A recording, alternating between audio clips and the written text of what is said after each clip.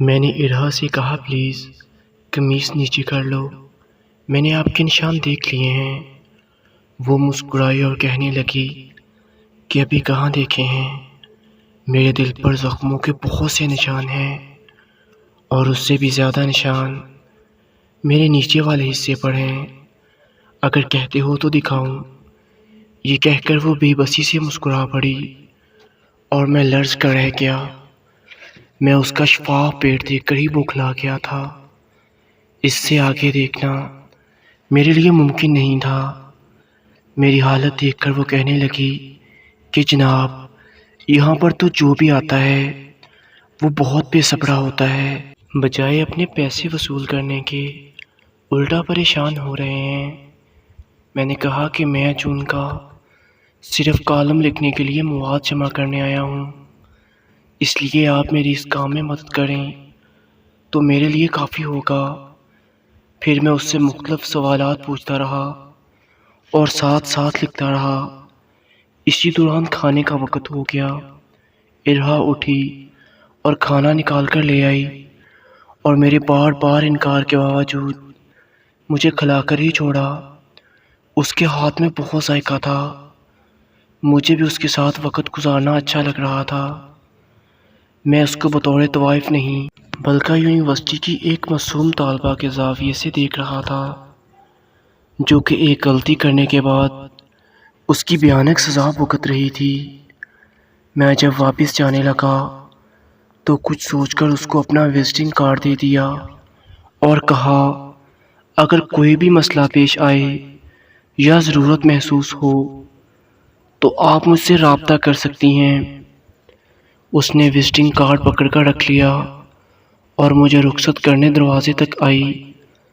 کافی آگے جا کر جب میں نے مڑ کر دیکھا تو وہ دروازے میں کھڑی ابھی تک مجھے دیکھ رہی تھی۔ میرا دل ایک دم مٹھی میں آ گیا۔ پتہ نہیں کس باپ کی عزت تھی، کس ماں کی لاڈلی تھی، اور آج کہاں پر ٹھوکریں کھا رہی ہے۔ ساری شام بے سکون رہا۔ کوئی ایک ہفتے بعد دوپہر کے وقت میں اخبار کے دفتر بیٹھا ہوا تھا کہ ایک انجان نمبر سے کال آئی۔ دوسری طرف کوئی لڑکی تھی، کھنکتی آواز میں کہنے لگی صحافی صاحب کہاں مصروف ہیں؟ اگر تھوڑا وقت ہے تو آ جائیں، مجھے کچھ کام ہے۔ وہ ارہا تھی۔ مجھے لگا کہ پچھلے ایک ہفتے سے مجھے اسی کال کا انتظار تھا۔ ٹھیک 1 گھنٹے بعد میں بازار حسن ارہا کے پاس بیٹھا تھا۔ میں نے جاتے ہی پوچھا کہ سب خیریت تو ہے نا؟ کہنے لگی کہ میں نے بریانی بنائی ہے، مجھے لگا کہ آپ کو پسند آئے گی۔ اس دن بھی میرے کھانے کی تعریف کر رہے تھے۔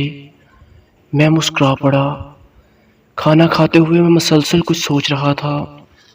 جب کھانا کھا چکے تو میں نے ارہا سے کہا کہ آپ اخبار کے دفتر میں جاب کرو گی؟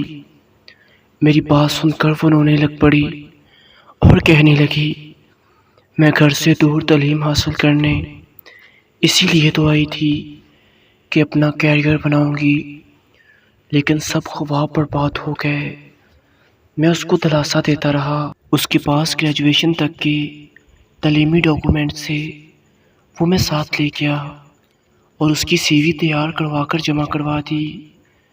میری سفارش پر اس کو جلدی ہی اچھی تنخواہ پر ملازمت مل گئی۔ اگلا مرحلہ اس کی رہائش کے انتظام کا تھا۔ جس علاقے میں اس کا مکان تھا وہاں پر دھندا کرنے والے منہ مانگی قیمت پر خریدنے کو تیار تھے۔ اچھی رقم ملتے ہی میں نے وہ مکان بیچ دیا اور ارہا کو ایک مناسب سا فلیٹ کرائے پر لے دیا اور باقی ساری رقم اس کے بینک اکاؤنٹ میں جمع کروا دی۔